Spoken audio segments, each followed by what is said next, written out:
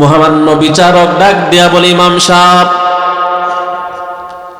3টা প্রশ্নের জবাব আপনি আদালতে দেন, না হলে খবর আছে। নাস্তিক আবার প্রশ্ন করে, তুমি কি প্রশ্ন করেছিলা বলো। নাস্তিক আবার প্রশ্ন করে, যেই জিনিস দেখি না সেই জিনিস বিশ্বাস করি না। ইমাম সাহেব বলে, তোমাকে যে আমি মারছিলাম ব্যথা পাইছনি? ইট দিয়ে মারলে ব্যথা পাই না? যে তোমাদের যে আমি মারছিলাম তোমারে ব্যথা পাইছনি? বলে, ব্যথা পাই নাই মানে? অবশ্যই ব্যথা পেয়েছি। ইমাম সাহেব বলে, না তুমি ব্যথা পাও নাই। নাস্তিক বলে, না অবশ্যই ব্যথা পেয়েছি। ইমাম সাহেব বলে, না ব্যথা পাও নাই। নাস্তিক বলে, অবশ্যই ব্যথা পেয়েছি। ইমাম সাহেব বলে, যদি ব্যথা পেয়ে থাকো ব্যথাটা আমাকে একটু দেখাও। ব্যথা দেখানো যাবে? ব্যথা দেখা যায় না, কিন্তু বিশ্বাস করি কিনা? ইমাম সাহেব ডাক দিয়ে বলে, নাস্তিক, তোমার ব্যথা দেখা যায় না, তারপরেও তুমি যেমনি বিশ্বাস করো আমার আল্লাহকে দুনিয়ার চক্ষু দিয়ে দেখা যাবে না, কিন্তু আমার আল্লাহকে বিশ্বাস করতে হবে, ঠিক কিনা? নাস্তিক বলে, জবাব পাইছি। 2 নাম্বার প্রশ্ন, সবকিছু যদি আল্লাহর হুকমে হয়, আমি গুনাহ করি, আমার কেন দোষ হবে? ইমাম সাহেব বলে, তোমারে যে আমি মারছি আল্লাহর হুকুমেই তো মারছি, আমার নামে কেন মামলা দিলা? আল্লাহর নামে মামলা দাও, ঠিক কিনা? তোমারে যেমনি ভাবে আমি মেরেছি আল্লাহর হুকুমেই মেরেছি, আল্লাহ আবার হুকুম করবো আবার মারব। আল্লাহর হুকুমে মারার পরেও যেহেতু আমার দোষ হয়েছে, তুমি আমার নামে মামলা দিয়েছো। তুমি আল্লাহর দুনিয়ায় চলাফেরা করে মদ খাইবা, গাঁজা খাইবা, এটা তো আল্লাহর হুকুম করে নাই, নিষেধ করেছেন। তো আমার যেমন দোষ হয়েছে তোমাকে মারার কারণে, অপরাধ করার কারণে, তুমি দুনিয়ার ভিতরে অপরাধ করবা, এই গুনাহের শাস্তিও তোমাকে ভোগ করতে হবে। 3 নাম্বার প্রশ্ন, শয়তান তো আগুনের তৈরি, জাহান্নামও আগুনের তৈরি। তাহলে আগুনের তৈরি শয়তান, আগুনের তৈরি জাহান্নামে গেলে কষ্ট কেন পাবে? ইমাম সাহেব বলে, তোমাকে আমি মেরেছি কি দিয়ে? ইট দিয়ে। সবাই বলেন, ইট কিসের তৈরি? মানুষ কিসের তৈরি? মাটির তৈরি। ইট দিয়ে মাটির তৈরি মানুষকে মারলে ব্যথা পাইনি। ইমাম সাহেব বলে, তুমি মাটির তৈরি, ইটও মাটির তৈরি, মাটির তৈরি ইট দিয়ে তুমি মানুষ, মাটির তৈরি, তোমাকে মেরেছি, তুমি যেমনি ব্যথা পেয়েছো, তেমনি ভাবে শয়তান আগুনের তৈরি, আগুনের তৈরি জাহান্নামের ভিতরে গেলে শয়তানও তেমনি কষ্ট পাবে।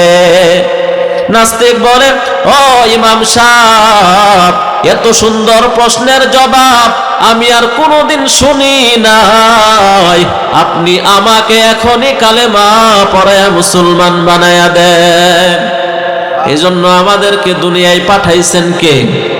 দুনিয়া থেকে নিবেন কে? মাঝখানে সময়টা আমরা কার ইচ্ছায় কাটাবো? আল্লাহ সকলকে তৌফিক দান করেন, বলুন আমিন।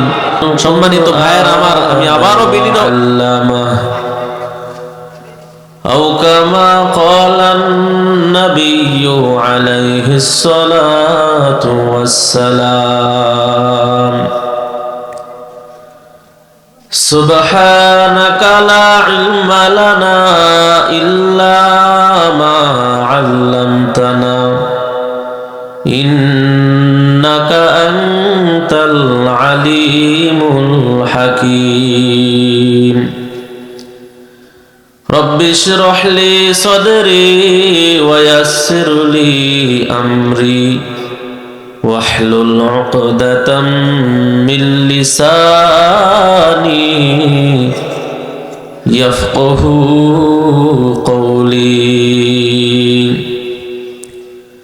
نکلے زمانہ آخر اہل بدعات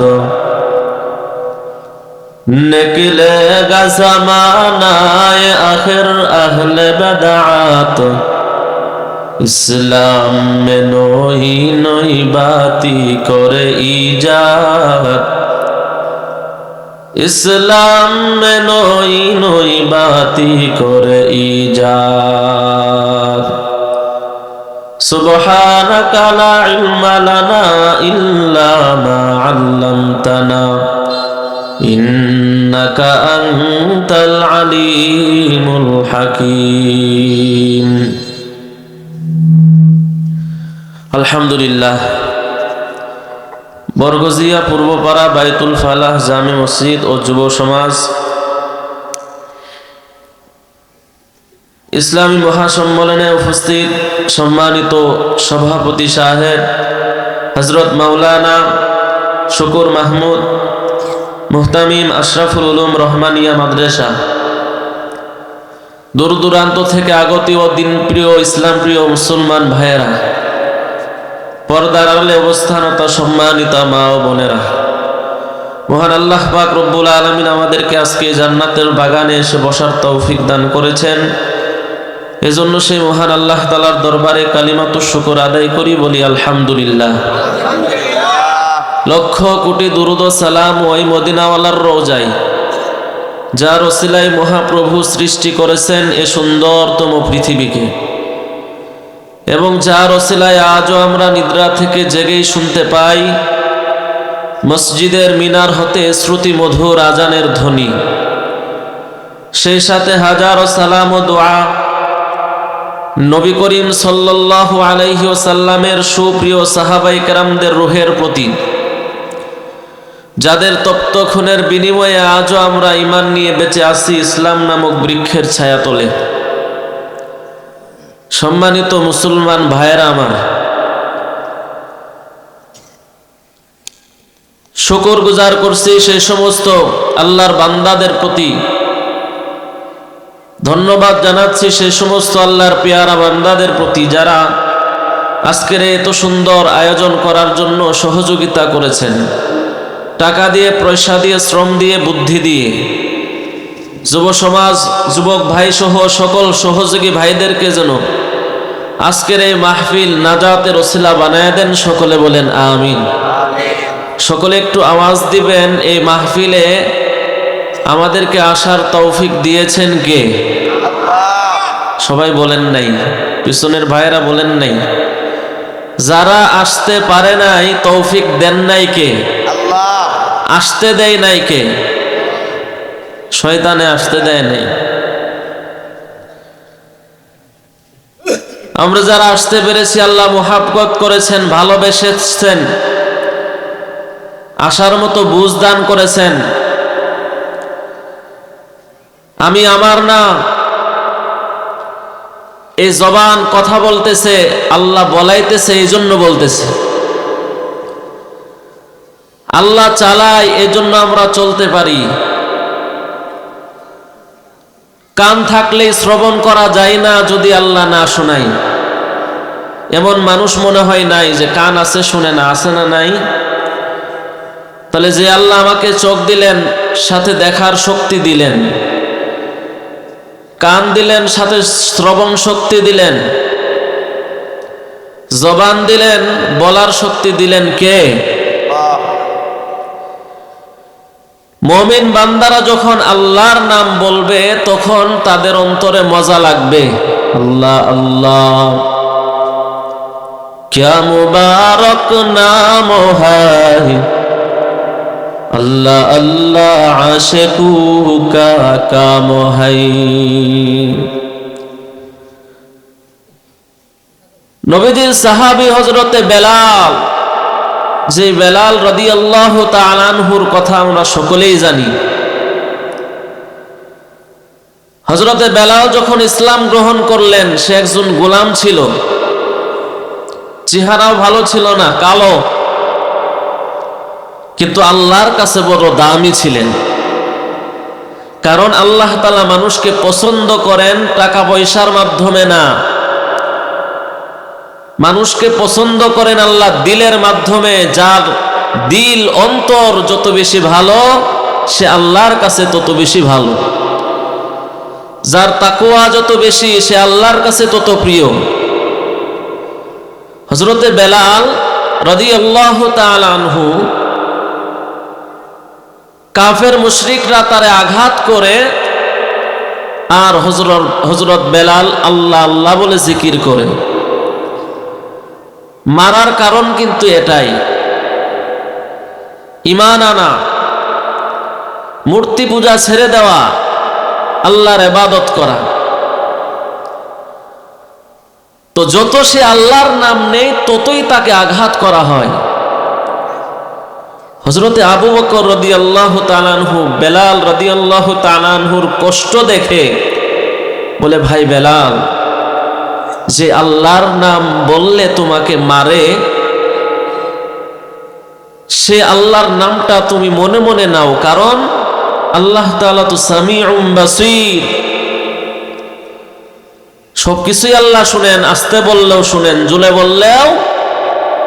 ভাই বেলাল, তোমাকে যে আঘাত করে আমাদের সহ্য হয় না, তুমি আল্লাহর নামটা মনে মনে নাও। হযরতে বেলাল রাদিয়াল্লাহু তাআলা আনহু বলে, আচ্ছা ঠিক আছে, আমি এরপর থেকে আল্লাহর নাম জুড়ে নিব না।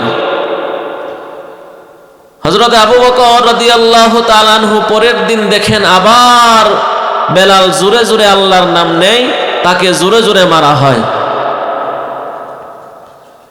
হযরতে আবু বকর রাদিয়াল্লাহু তাআলা আনহু ডাক দেয়া বলে, বেলাল,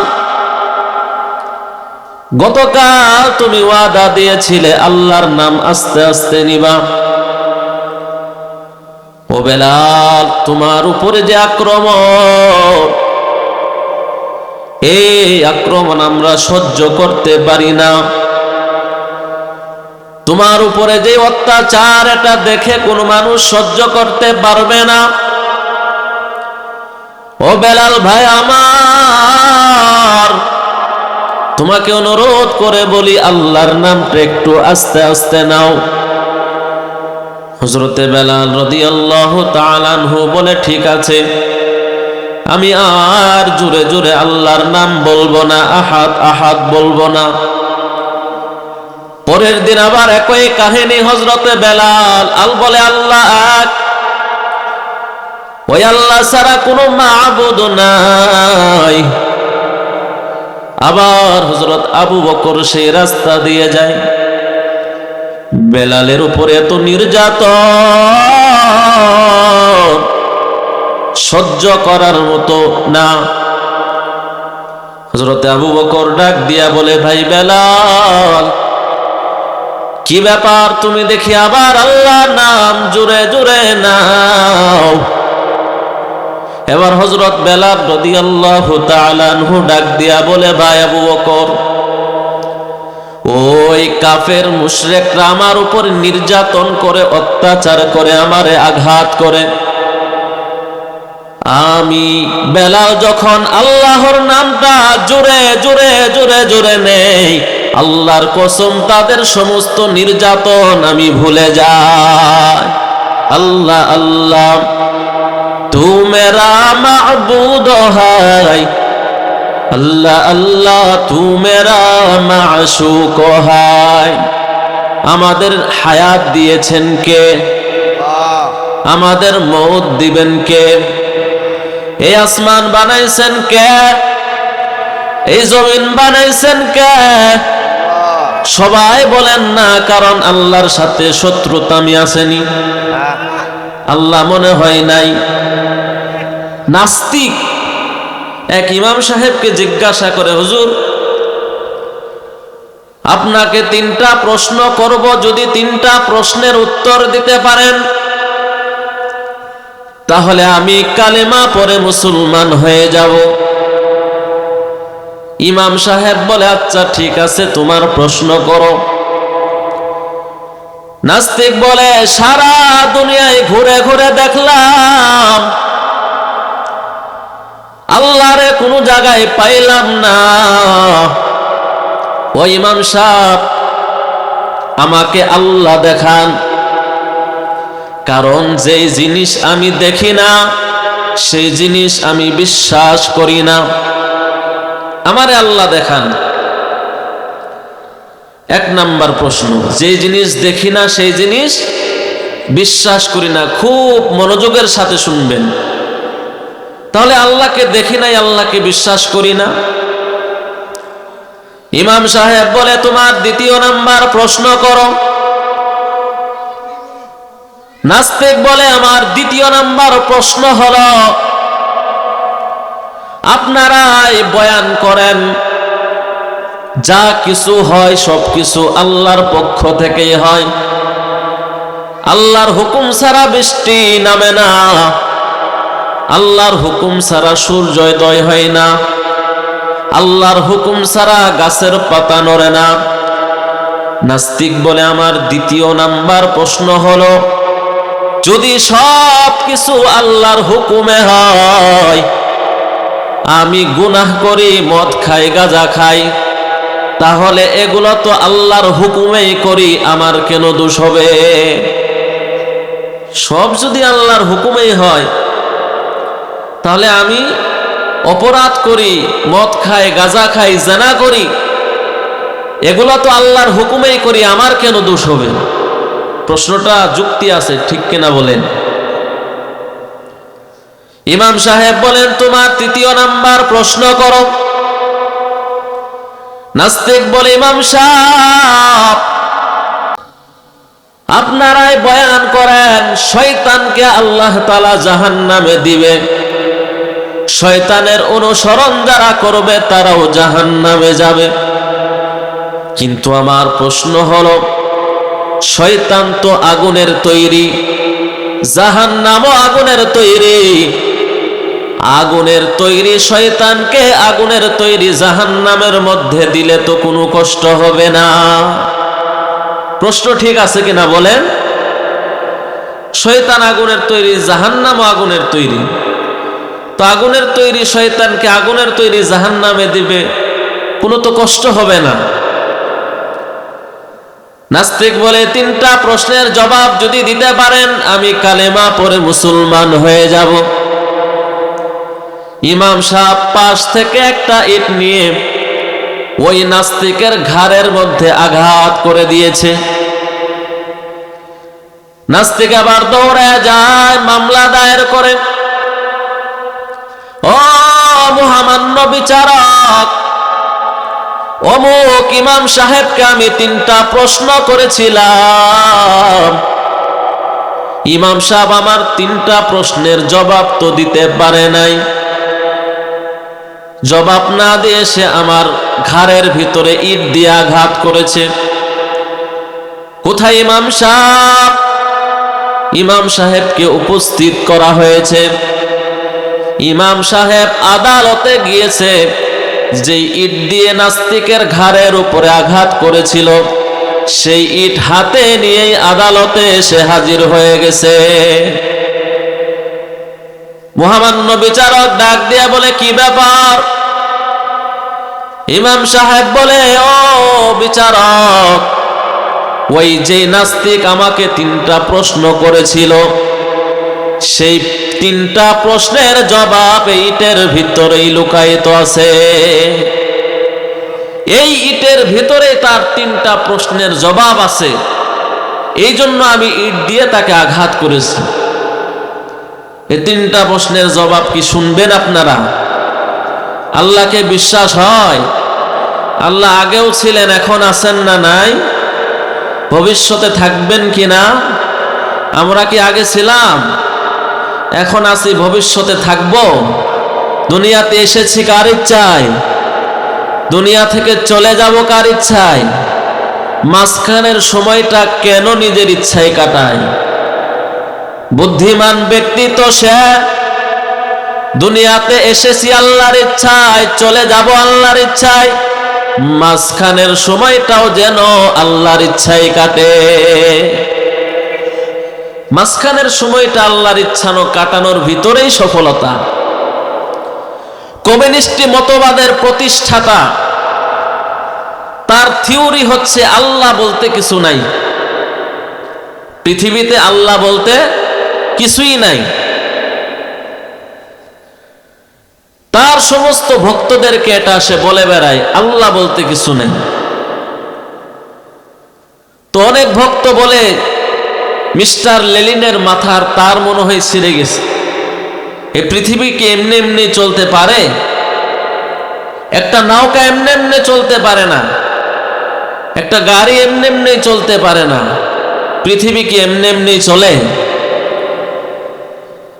এক স্কুলে এক অফিসার গিয়েছে, যাওয়ার পরে বলতেছে, বাবা তোমাদেরকে একটা প্রশ্ন করব, যদি প্রশ্নের উত্তর দিতে পারো তোমাদের পুরস্কার আছে।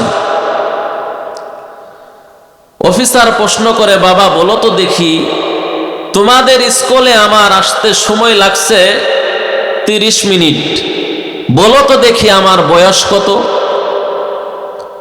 প্রশ্নটা কি আপনারা উত্তর দিতে পারবেন? এটা কোনো প্রশ্ন হয়েছে? তোমাদের স্কুলে আসতে আমার সময় লাগছে 30 মিনিট, বলো তো আমার বয়স কত? 1 নাম্বার, 2 নাম্বার, 3 নাম্বার ছাত্রর মাথা হ্যাং, কি প্রশ্ন করলো? প্রশ্নের আগাও নাই মাথাও নাই, স্যারের মনে হয় মাথার তার ছিঁড়ছে।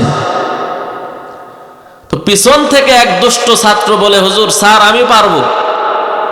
বলে এদিকে আসো।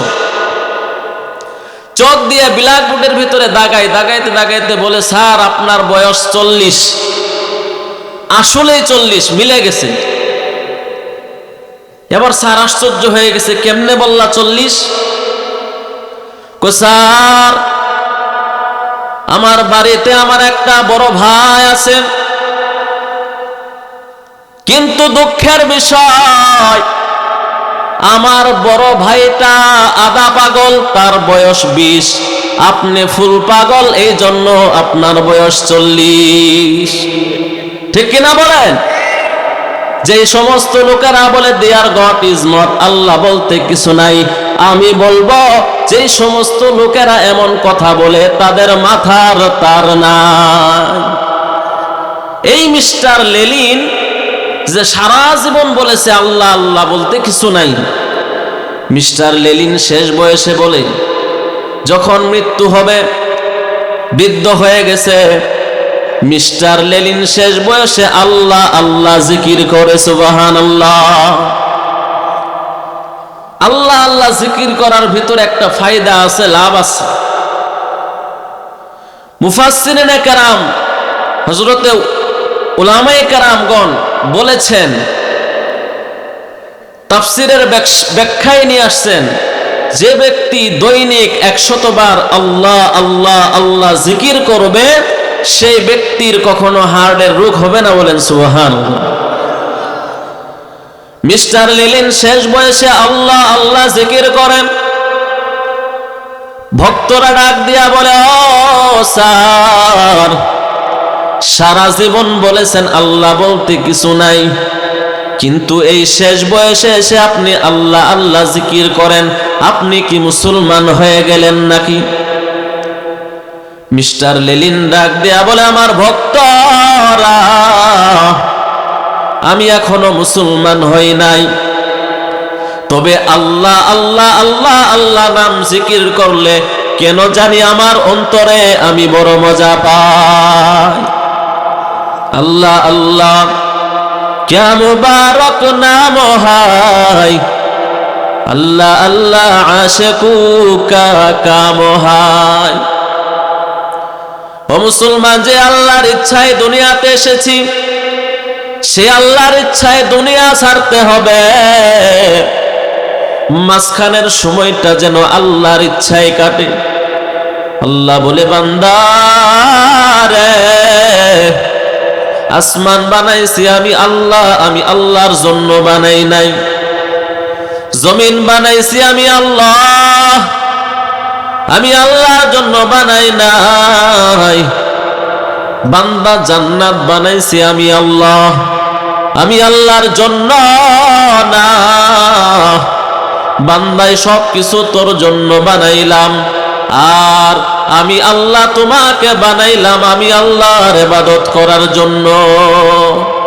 আল্লাহ পাক রব্বুল আলামিন বলেন, ওয়া'বুদুল্লাহ, হে বান্দা তোমরা আমি আল্লাহর ইবাদত করবা, ওয়ালা তুশরিকু বিহি শাইআ, আমি আল্লাহর সাথে কাহারও শরীক করবা না। ওয়াবিল ওয়ালিদাইনি ইহসানা, পিতা মাতার সাথে ভালো ব্যবহার করবা। হে যুবক ভাই, মাইকের আওয়াজ যেই সমস্ত যুবকদের কানে যায়, যারা মা বাবার সাথে বেয়াদবি করো, মা বাবারে কষ্ট দাও, আল্লাহর কসম তোমার দুনিয়ার জীবনও ধ্বংস, পরকালের জীবনও ধ্বংস। ও পর্দার আড়ালের আম্মা জানেরা, সন্তানকে আদব শিক্ষা দেন, সন্তানকে ভালো মানুষ গড়ার চেষ্টা করেন, সন্তানকে দিন শিক্ষা দেওয়ার চেষ্টা করেন। মা বোনেরা যারা আসছেন, আপনাদের জন্য সংক্ষিপ্ত বয়ান। পুরুষ মানুষের জান্নাতে যাওয়া যেমন কঠিন, মহিলাদের জন্য জান্নাতে যাওয়া তেমন কঠিন না, একদম সহজ ব্যাপার। নবীজি বলেন, কোন মহিলা যদি 4 গুণে গুণান্বিত হয়ে যায়, আল্লাহর জান্নাতের যে দরজা দিয়ে ইচ্ছা তারা ঢুকতে পারবে। 4 গুণে গুণান্বিত নারীরা জান্নাতি। ও পর্দার আড়ালের মা বোনেরা, এই 4 গুণ আপনাদের অর্জন করতে হবে। 1 নাম্বার গুণ 5 ওয়াক্ত নামাজ সঠিক সময়ে আদায় করা। 2 নাম্বার গুণ রমজান মাসে রোজাগুলো পালন করা। 3 নাম্বার গুণ স্বামীর সেবা করা, স্বামীকে কষ্ট না দেওয়া, স্বামীর উপরে প্রেসার না দেওয়া। 4 নাম্বার গুণ পর্দা মতো চলা। নামাজ পড়া যেমন ফরজ, রোজা করা যেমন ফরজ, স্বামীর সেবা করাও তেমন ফরজ, পর্দা করাও তেমন ফরজ। এই 4 গুণে গুণান্বিত যদি কোনো নারী হয়ে যায়, আল্লাহর নবী বলে জান্নাতের প্রত্যেকটি দরজা তাদেরকে স্বাগতম জানাবে। আল্লাহ আমাদের মা বোনকে আমল করার তৌফিক দান করেন, বলুন আমিন। ও মা, আপনার সন্তানকে বাইজিদ বুস্তামের মতো সন্তান বানান। আপনার সন্তানের জন্য দোয়া করেন, সন্তানটা যেন আব্দুল কাদের জিলানী হয়, সন্তানটা যেন বাইজিদ বুস্তামির মতো সন্তান হয়। বাইজিদ বুস্তামি রহমাতুল্লাহি আলাইহির মতো সন্তান এই যুগে প্রয়োজন। হে যুবক, মা বাবার সাথে আদবের সাথে কথা বলো, যেমন কথা বলেছেন বাইজিদ। হযরত বাইজিদ বুস্তামি ছোট সন্তান। গভীর রাত্রে মা ডাক দিয়া বলে, সন্তান, আমার জ্বর, মাথা ব্যথায় উঠতে পারতেছি না, আমার গলাটা শুকিয়ে গেছে, একটু পানি এনে দাও। ছোট সন্তান বাইজিদ রাত্রি অন্ধকারে উঠে গিলাসে করে বাহির থেকে পানি এনে দেখে তার মা ঘুমায় গেছে। বাইজিদ বুস্তামি ছোট সন্তান এই মাকে আর ডাক দেয় নাই, গিলাস নিয়ে দাঁড়ায় আছে। বাইজিদের মা ঘুমায় গেছে, সারা রাত্র পার হয়ে গেছে, ফজরের আজান হয়েছে। বাইজিদের মা ঘুম থেকে জাগ্রত হয়ে দেখে তার ছোট সন্তান বাইজিদ গিলাসে পানি নিয়ে দাঁড়ায় আছে। মা ডাক দেয়া বলে, সন্তান, কি ব্যাপার? বাইজিদ ডাক দেয়া বলে, গভীর রাত্রে আপনি বলেছিলেন পানি খাবেন, এই জন্য পানি নিয়ে দাঁড়ায় আছে। বাইজিদের মা ডাক দিয়া বলে, তুমি পানি নিয়ে এসে কেন ঘুমাও নাই, বা আমাকে কেন ডাক দাও নাই? বাইজিদ ডাক দিয়া বলে, ও মা, আপনাকে ডাক দিলে আপনার কষ্ট হবে, ঘুম ভেঙে যাবে, এই জন্য আমি ডাক দেওয়ার সাহস পাই নাই। বাইজিদের মা বড় খুশি হয়ে গেছে, ডাক দিয়া বলে, বাইজি তুমি ঘুমাও। এবার বাইজিদের মা ফজরের নামাজ আদায় করে 2টা হাত মালিকের দরবারে উঠায় দিছে। ডাক দিয়া বলে, আল্লাহ, আমার এই ছোট সন্তান বাইজিদের প্রতি আমি বড় খুশি। রিদাল্লাহি ফি রিদাল ওয়ালিদিন ওয়া সাখাতুল্লাহি ফি সাখাতিল ওয়ালিদাইন। যার উপরে তার মা বাবা খুশি, সেই সন্তানের উপরে আমার আল্লাহ বড় খুশি। যে সন্তানের উপরে মা বাবা নারাজ, সেই সন্তানের উপরে আল্লাহ নারাজ। বাইজিদের মা দোয়া করে, আল্লাহ আমার এই সন্তানের প্রতি আমি বড় খুশি, আল্লাহ আমার এই সন্তানকে তুমি জগৎ বিখ্যাত আল্লাহর ওলি বানায়া দাও। মায়ের দোয়া কবুল হয়ে গেছে, কারণ মা বাবার দোয়ার ভিতরে আল্লাহর আরশের সাথে কোনো পর্দা থাকে না। পীর সাহেব দোয়া করলে কবুল হবে কি হবে না গ্যারান্টি নাই, উলামায়ে কেরাম দ্বারা দোয়া কবুল হবে কি হবে না কোনো গ্যারান্টি নাই। কিন্তু কোনো মা বাবা যদি সন্তানের জন্য হাত উঠায়া দোয়া করে, এই দোয়াটা সরাসরি আল্লাহ তাআলার দরবারে পৌঁছে যায়। সুবহানাল্লাহ বাড়িতে গিয়ে বললেন, সুবহানাল্লাহ বলতে কি কষ্ট হয়? বাইজিদের মা দোয়া করে, আল্লাহ আমার এতিম সন্তান ছোটবেলায় বাবাকে হারিয়েছে,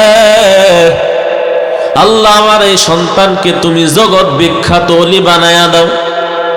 বাইজিদ বুস্তামি যখন একটু একটু বড় হয়, লেখাপড়ার সময় হয়, ও মা বোনেরা ভালো করে শুনবেন, আপনার সন্তানটাকে বাইজিদের মতো দিন শিক্ষা দেন। আল্লাহর কসম করে বলি, এই সন্তান বড় হয়ে পিতা মাতাকে কষ্ট দিবে না। আপনার সন্তানকে আদবওয়ালা সন্তান বানান, কারণ যে সন্তান বেয়াদব হয় এই সন্তান মানুষ হইতে পারবে না। বাইজিদ বুস্তামির মা খুঁজতেছে আমার সন্তানকে কোথায় ভর্তি করানো যায়।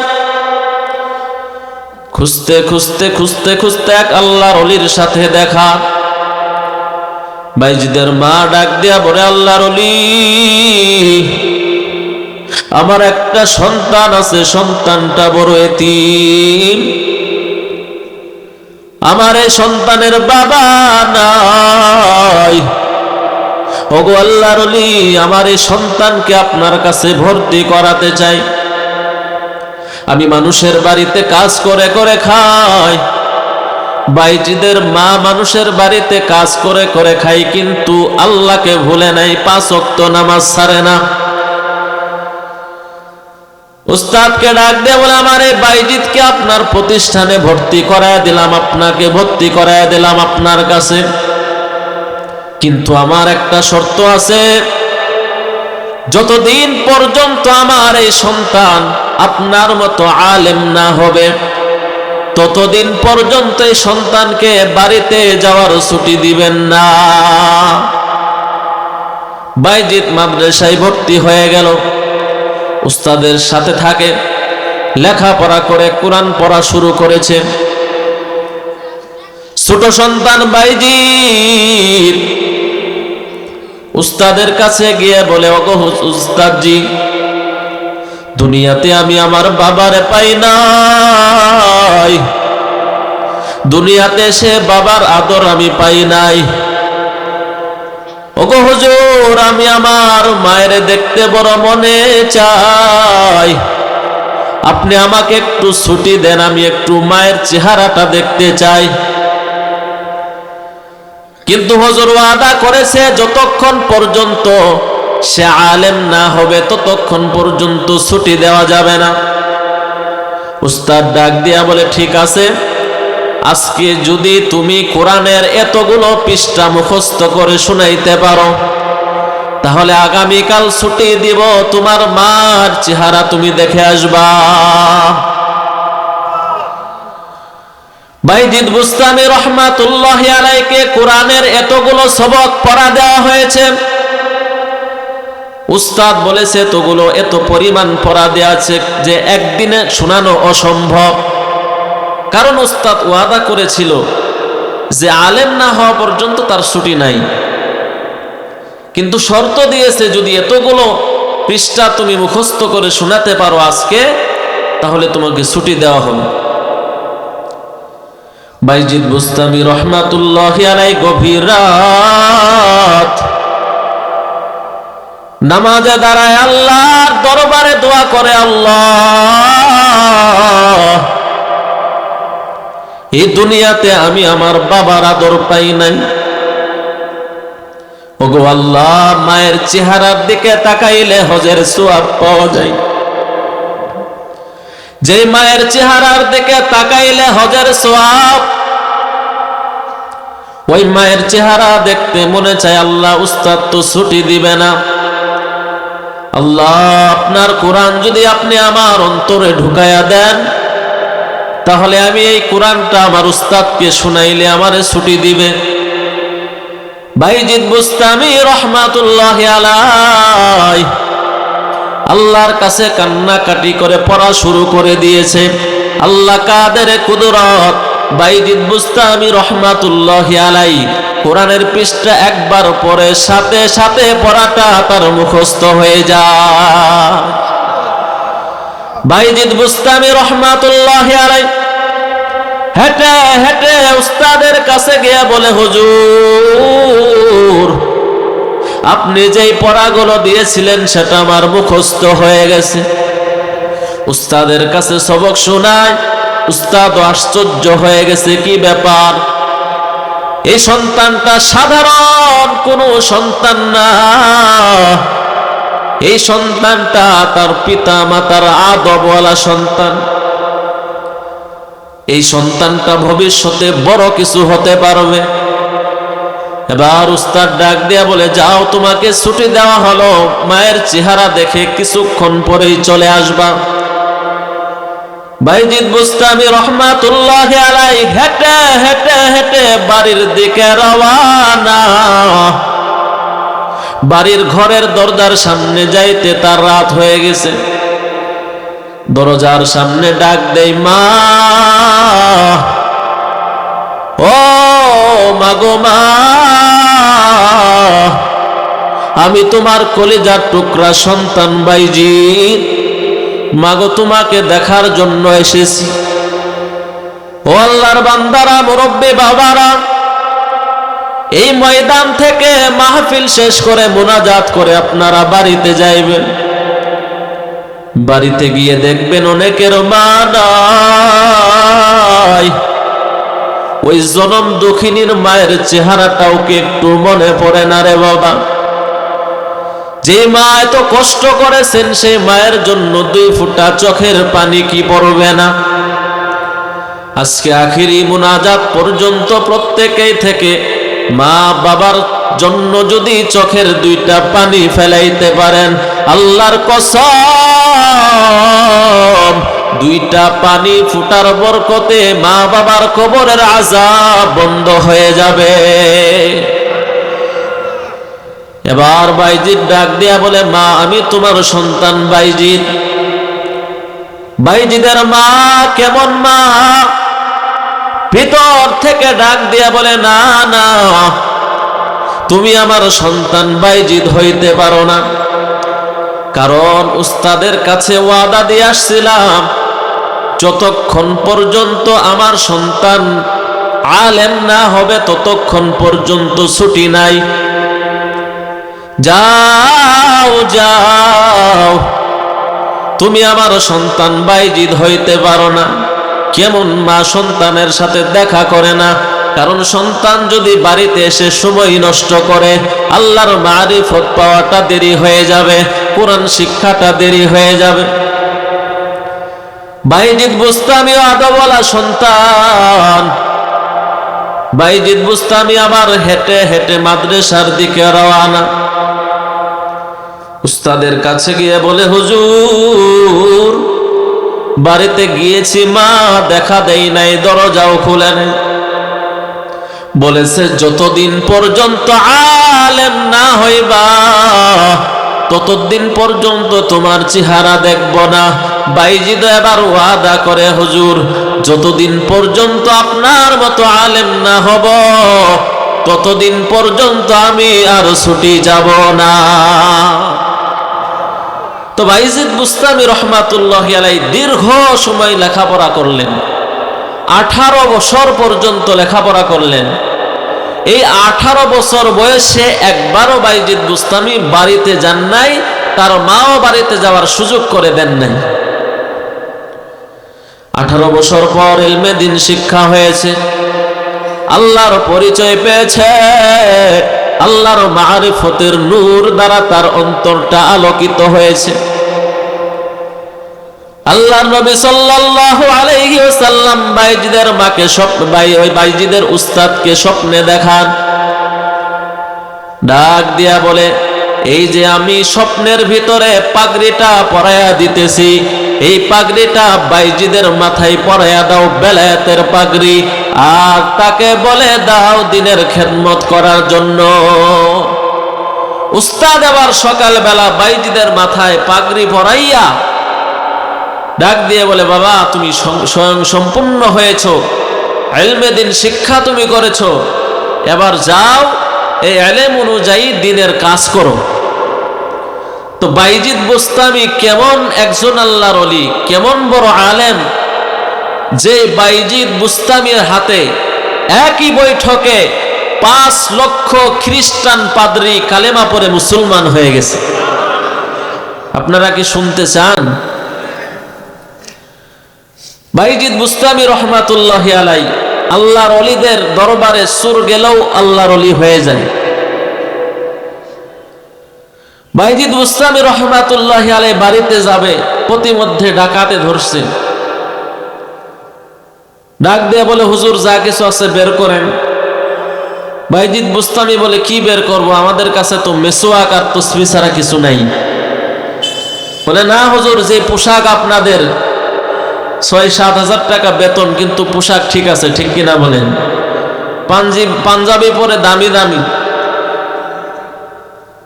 এবার বাইজিদ বুস্তামি দেখেন কেমন একজন আল্লাহর ওলি, চোরকে বলে, ভাই তুমি চুরি করো কি জন্য, কার জন্য চুরি করো? ফ্যামিলির জন্য করি, এটা আমার পেশা, এটা আমার ব্যবসা।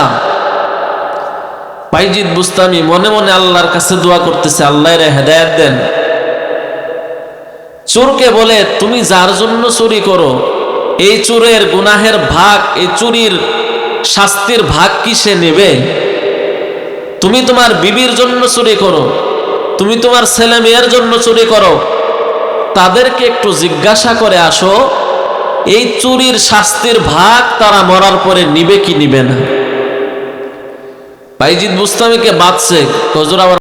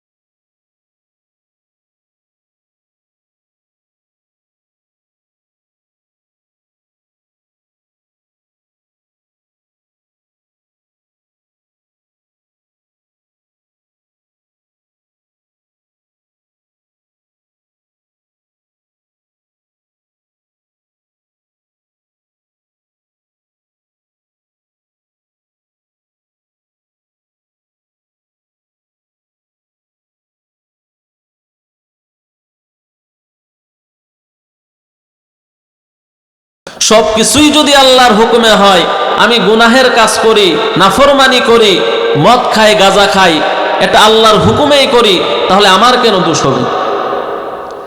তৃতীয় নাম্বার, শয়তান আগুনের তৈরি, জাহান্নাম আগুনের তৈরি। আগুনের তৈরি শয়তানকে আগুনের তৈরি জাহান্নামে দিবে, শয়তানের তো কোনো কষ্ট হবে না। মহামান্য বিচারক ডাক দেয়া বলে, ইমাম সাহেব, তিনটা প্রশ্নের জবাব আপনি আদালতে দেন, না হলে খবর আছে। নাস্তিক আবার প্রশ্ন করে, তুমি কি প্রশ্ন করেছিলা বলো। নাস্তিক আবার প্রশ্ন করে, যেই জিনিস দেখি না সেই জিনিস বিশ্বাস করি না। ইমাম সাহেব বলে, তোমাকে যে আমি মারছিলাম ব্যথা পাইছো নি? ইট দিয়ে মারলে ব্যথা পাই না? যে তোমাদের যে আমি মারছিলাম তোমারে ব্যথা পাইছো নি? বলে, ব্যথা পাই নাই মানে? অবশ্যই ব্যথা পেয়েছি।